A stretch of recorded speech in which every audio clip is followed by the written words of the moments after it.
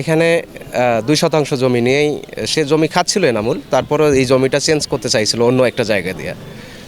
তো এটা নিয়েই তার ভাতিজার সাথে ঝগড়া, ফরিদউদ্দিনের ভাতিজার সাথে। তো ফরিদউদ্দিন এরপরে বিচারক হিসাবে সে জমিতে যায়।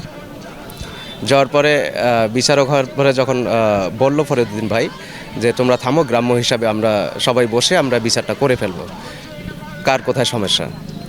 তো এনামুল এটা সে ভাবছে যে উস্কানিমূলক কথা আর কি। সে বিচারককেই সে চোট দিয়া কোপায়, মাথার খাপড়ি থেকে শুরু করে সব কিছু ভেঙে ফেলছে। তো এই ঘটনাটা হচ্ছে 19 তারিখের ঘটনা, গত মাসের 19 তারিখের। হ্যাঁ, তো 19 তারিখ পর্যন্ত সে হসপিটালেই ছিল, রংপুর হসপিটাল। জলঢাকা আনার পরে তারপরে রংপুর নিয়ে গেছে, ট্রান্সফার করে দিয়েছে। তো রংপুরে আইসিইউতে থাকার পরে আইসিইউ থেকে বের করে সেখানে অপারেশন করছে, মাথা অপারেশন করছে, করার পর আবার আইসিইউতে ঢুকাইছে। দীর্ঘ 7 দিন সে অসুস্থ থাকা অবস্থায় গত 26 তারিখ মারা যায়। তো 26 তারিখ থেকে শুরু করে এখন পর্যন্ত 1 মাস প্লাস অতিবাহিত হচ্ছে।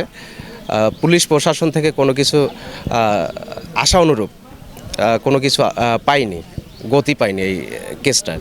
তো এই জন্যই এই বিক্ষোভ মিছিল। আমি তার ফাঁসি চাই।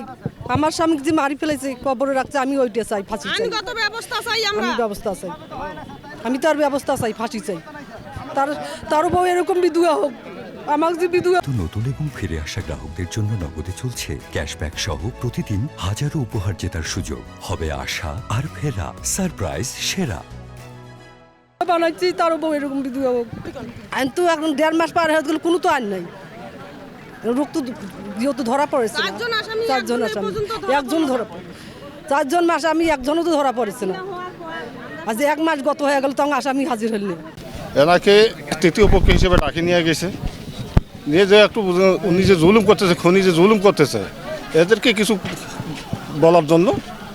এখন উনি যাওয়ার সামনে যাইতে গেলে ওনাকে একটা মাথায় মারে, তিনি ওখানে পড়ে যায়, আবারও মারে, তেনাকে নৃশংসভাবে হত্যা করছে। এর আমি ছোট ভাই হিসাবে তার এই খুনের দৃষ্টান্তমূলক শাস্তি চাই। আমরা আমার ভাইয়ের জন্য আমরা তাদের আইনগত বিচার চাই।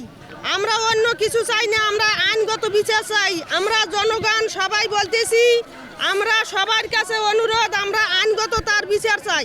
সে নির্দোষ লোক, তারা ওখানে যে বিচার করতে তাক ডাকে নিয়ে যায়, তাকে এইভাবে খুন করে মারি ফেলালো, তার জন্য আমরা বিচার চাই। একটা মানুষ পাড়া প্রতিবেশী মারামারি করতেই পারে, ডাঙাডাঙি করতেই পারে, স্বাভাবিক ব্যাপার। কিন্তু এই মানুষ একজন মুয়াজ্জিন মানুষ সামাজিকভাবে এগিয়ে গেছে, যে কায়জাটা থামানোর জন্য গেছে, ঝগড়া বিবাদটা থামানোর জন্য গেছে। এই যে সন্ত্রাসী বাহিনী এনামুল হক, আমি নাম শুনলাম এনামুল হক, উনি গিয়ে 3বার কোপাইছে। ঘটনাস্থলে গেলাম, শুনলাম 3বার যে ওনাকে যে কোপাইছে, এটা আসলেই মেনে নেওয়ার মতো নয়। আসলে পুলিশ প্রশাসন কি ঘরে চুরি পরে বসে আছে কিনা আমরা জানি না। এখন পর্যন্ত কোনোভাবে আসামিকে ধরা হলো না। আসামির একজন বোনকে ধরা হয়েছিল, কাল লিডে বের হয়ে গেছে, তাও আমরা জানি না। আমরা জানি যে কান টানলে মাথা আসে।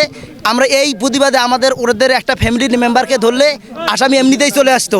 এই জন্য আমাদের আজকে এই মানববন্ধনে 1 মাস পর আমরা বের করেছি, কারণ আমাদের যতক্ষণ না দাবি পূরণ হয় আমরা ততক্ষণ এখান থেকে যাব না।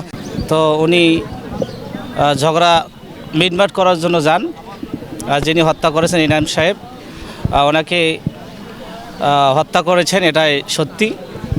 যে আমরা আজকে মানববন্ধন করছি যে তেনার আমরা ফাঁসি চাই, এবং প্রশাসন 1 মাস হয়ে যাচ্ছে এখন পর্যন্ত অ্যারেস্ট করতে পারে নাই।